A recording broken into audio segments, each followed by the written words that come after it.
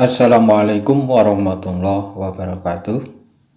Sahabat Ngaji Wali, dalam episode ini yaitu tafsir Suluk Linglung, kita akan membahas jenis-jenis nafsu. Disebutkan dalam Suluk Linglung, Linglang linglung sinambi angabdi, saking datan amawi sabolo. Kabeko dene nafsuni, marmonyo datan kerup. Denyo amrih wekasing urip, dadiyo nafsu ing obat. Kabanjur kalantur eco dahar lawan nindra. Saking tias awon perang lan nafsu negi, sumende kersaning hiang. Artinya, lang linglung, hati bimbang, pikiran bingung, masih tetap mengabdi walaupun tanpa ada yang membantu. Selalu tergoda oleh nafsunya karena tidak mampu mengatasinya. Berbagai usaha ditempuh agar akhir hidupnya nanti mampu mengatasi atau mengobati nafsunya. Jangan sampai terlantur, puas makan dan tidur, sebab hatinya kalah perang dengan nafsunya. Hanya Allah tempat berserah diri. Sahabat Ngaji Wali, dalam kebingungannya, Sunan Kalijogo terus berjuang untuk berada dalam ketaatan kepada Allah. Namun demikian, Kanjeng Sunan Kalijogo merasa belum memiliki seorang guru pembimbing atau mursyid yang membuat dirinya merasa berjalan sendiri tanpa ada yang membantu untuk mengarahkannya.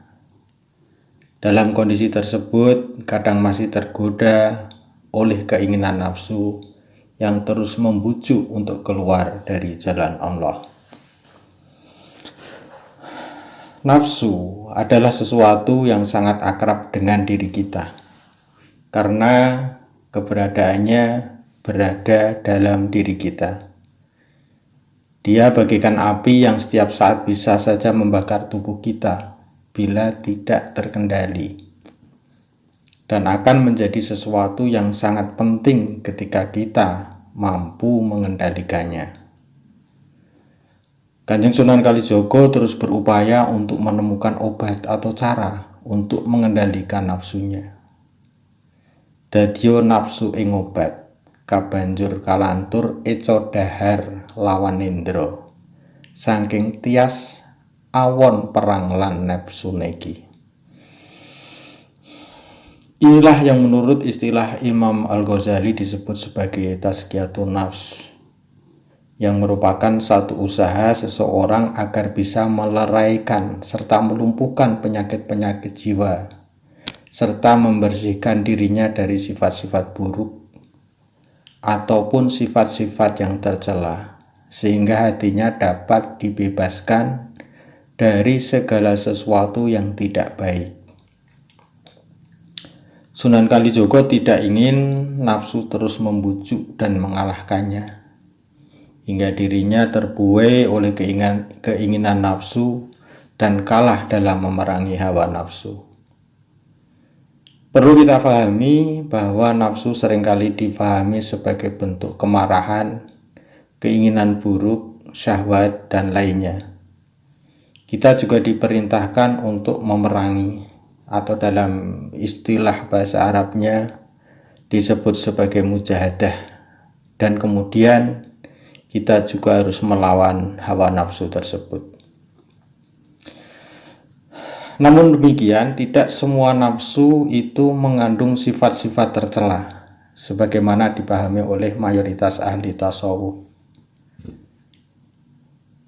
Imam Al-Ghazali memaknai nafsu sebagai sesuatu yang lembut atau latifah, yang merupakan zat atau hakikat manusia itu sendiri. Lebih jauh lagi, beliau menjabarkan nafsu dalam pengertian pengertian ini dibagi menjadi 3 macam. Yang pertama yaitu nafsu mutmainnah. Nafsu mutmainnah adalah nafsu yang tenang dan berada dalam kendali manusia itu, serta terhindar dari kekacauan di dalam jiwa. Sebab nafsu yang seperti ini sudah dapat menentang syahwat atau keinginan-keinginan buruk yang timbul dari diri manusia. Nafsu dalam pengertian ini tidak memberikan makna negatif tentunya, akan tetapi merupakan hal yang terpuji atau dalam bahasa Al-Ghazali dikatakan sebagai al-mahmudah. Nafsu dalam pengertian ini dapat kita jumpai dalam Al-Quran surat Al-Fajr ayat 27-28 yang berbunyi, Ya ayatuhan nafsul mutmainnah irji'i ila rabbiki radiyatan maradiyah.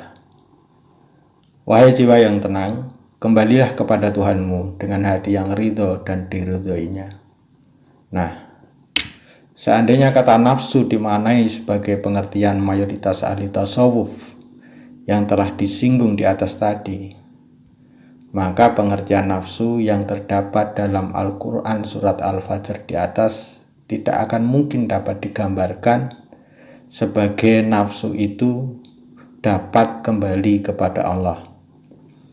Karena kata nafsu dalam pengertian itu, yaitu sifat tercela, sangat jauh dari Allah dan merupakan aura jahat dari syaitan. Kemudian yang kedua adalah nafsu lawamah, yaitu nafsu yang tidak mencapai derajat tenang seperti nafsu mutmainnah. Akan tetapi nafsu itu tetap dapat melawan dan menentang keinginan-keinginan buruk syahwat. Kata lawamah sendiri bermakna suka mengkritik atau mencela, karena memang nafsu semacam ini seringkali mencela pemiliknya, yaitu manusia.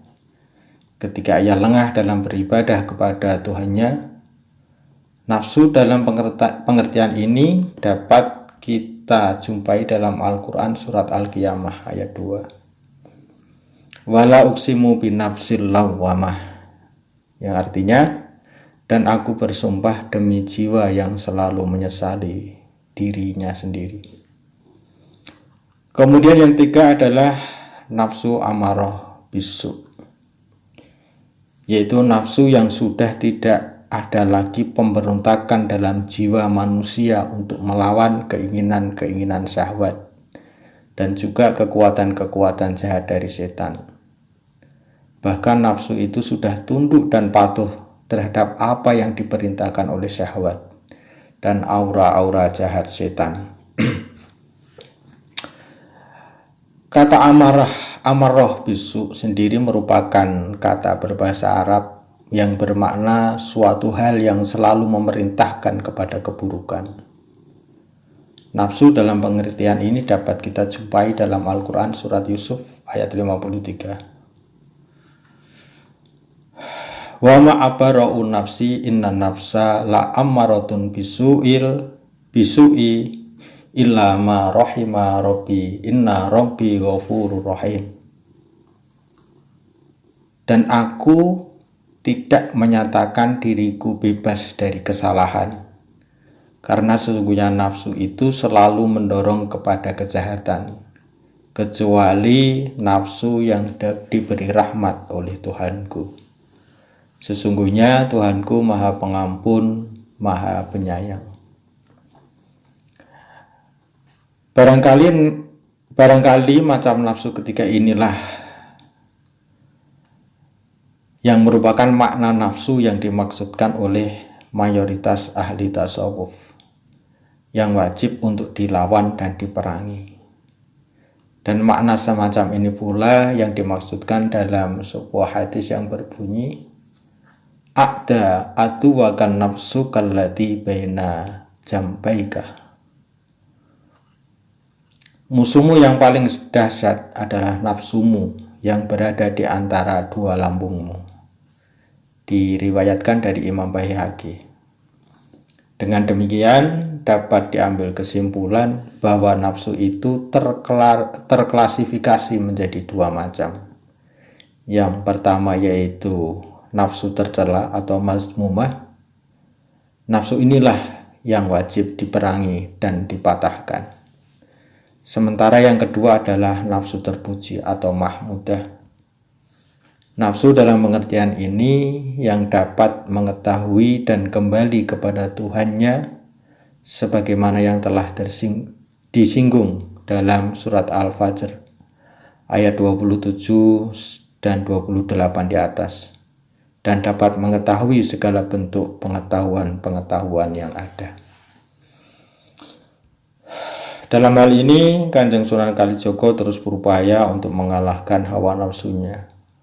Namun demikian, dia menyadari bahwa segala sesuatu berjalan sesuai dengan apa yang dikehendaki oleh Allah, dan mengakhiri bagian ini dengan kata-kata Sumendhi Kersaning Hyang, yang berarti menyerahkan diri atau pasrah kepada Allah Subhanahu wa Ta'ala. Jadi memang begitulah yang harus kita lakukan. Kita harus berusaha semaksimal mungkin untuk menundukkan nafsu,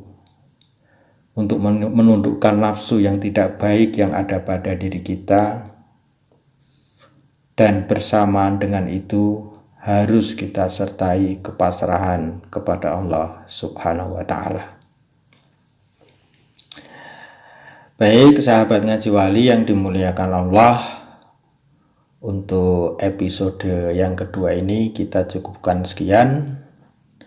Kita lanjutkan untuk episode yang ketiga. Saya akhiri, wassalamualaikum warahmatullahi wabarakatuh.